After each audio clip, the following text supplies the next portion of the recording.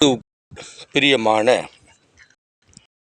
சகோதர சகோதரிகள் வரையும் என் அருமை அவரும் உலகருமாக எம்பெருமான் இயேசு கிறிஸ்து ஈடு இணையில்லா நாமத்தினாலே நான் உங்களை வாழ்த்துகிறேன்.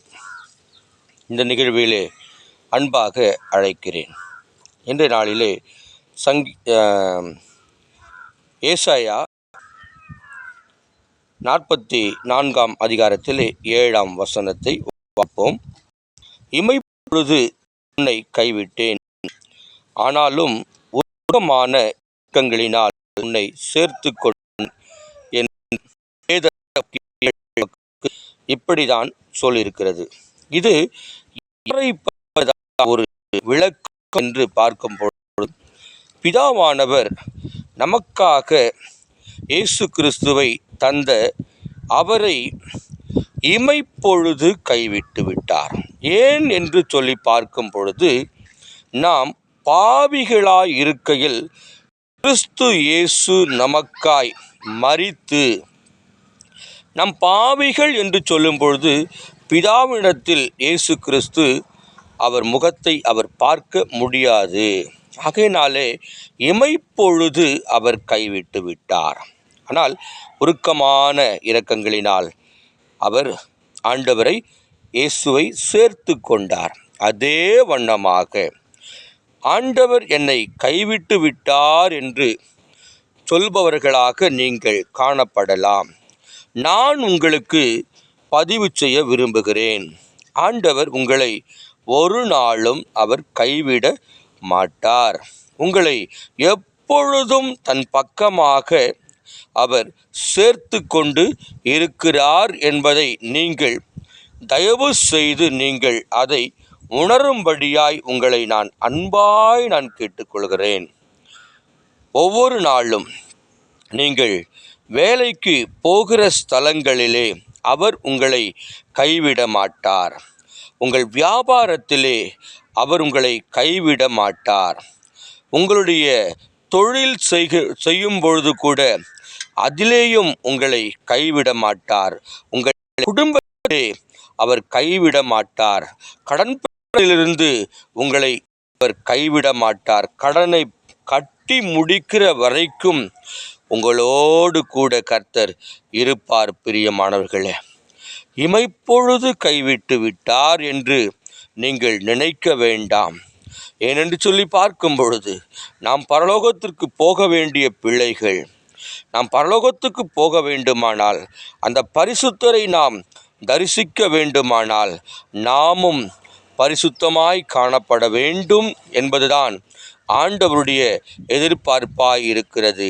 ஆகையினாலே நீங்கள் ஆண்டவர் என்னை கைவிட்டு விட்டார், நான் ஆலயத்திற்கு தினமும் நான் செல்கிறேனே, வேதத்தை நான் வாசிக்கிறேனே, ஜெபிக்கிறேனே, நான் பலருக்கு நான் உதவிகரமாய் இருக்கிறேனே, என்னை ஆண்டவர் கைவிட்டு விட்டாரா என்று நீங்கள் கவலை தோய்ந்த ஒரு முகத்தோடு கூட நீங்கள் இருக்கலாம்.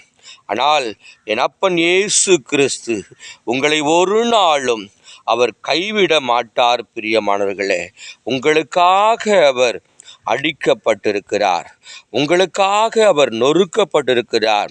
உங்களுக்கு சமாதானத்தை கொடுக்கும்படியாக, நமக்கு அவர் நிரந்தர சந்தோஷத்தை கொடுக்கும்படியாக அவர் தன்னையே பலியாய் ஒப்பு கொடுத்த இயேசு கிறிஸ்து அவர் மாத்திரமே. ஆகையினாலே என்னை எல்லோரும் கேலி கிண்டல் செய்கிறார்கள் என்று நீங்கள் நினைக்காதிருங்கள். ஆண்டவர் உங்கள் பட்சமாயிருந்து உங்களை எப்பொழுதும் அவர் பாதுகாக்கிற தேவன். என்னை எல்லோரும் வெறுத்து ஒதுக்குகிறார்கள் என்று நினைக்க வேண்டாம். உலகமே உங்களை வெறுத்தாலும் ஆண்டவர் உங்களை பக்கமாய் சேர்த்து கொள்வார்.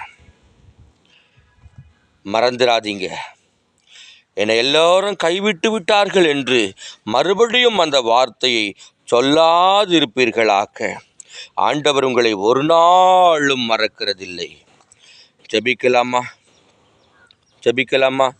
எல்லோரும் கண்களை மூடுங்க, பைபிளை எல்லாரும் மூடி வைங்க.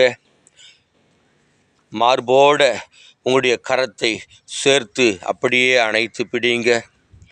அப்பா, பரலோக தகப்பனே, இந்த உலகத்திலே எங்களை உருவாக்கி எங்களுக்காய் நீர் ஜீவனை கொடுத்திருக்கிறீர். அப்பா, எங்களை மறக்காமல் இருக்கிறீர் ஆண்டவரே. எங்களுக்காய் எல்லாவற்றையும் செய்து முடித்திருக்கிறீர் ஆண்டவரே. பிசாசின் தலையை நசுக்கியிருக்கிறீர் ஆண்டவரே. எங்களுக்கு போராட்டங்கள் கொடுக்கிறதான ஒவ்வொரு இடத்திலிருந்து எங்களை விடுதலையாக்கினீர், கடனிலிருந்து விடுதலையாக்கினீர் ஆண்டவரே. குழந்தை பாக்கியம் இல்லாமல் இருந்தால் என் பிள்ளை ஆண்டவர் என் பிள்ளைக்கு குழந்தை கொடுத்தீரே, அதையெல்லாம் நாங்கள் நினைத்து உம்மை நாங்கள் மன்றாடுகிறோம் தகப்பனே என்று நாம் மன்றாடி ஆண்டவரை கேட்போமானால் நிச்சயமாய் கர்த்தர் நம்மை ஆசீர்வதிப்பார். பரலோக பிதாவே, இந்த நிகழ்வை பார்த்த ஒவ்வொருவரையும் கர்த்தர் ஆசீர்வதிப்பீராக. இயேசுவின் நாமத்தில் பிதாவே, ஆமென், ஆமென்.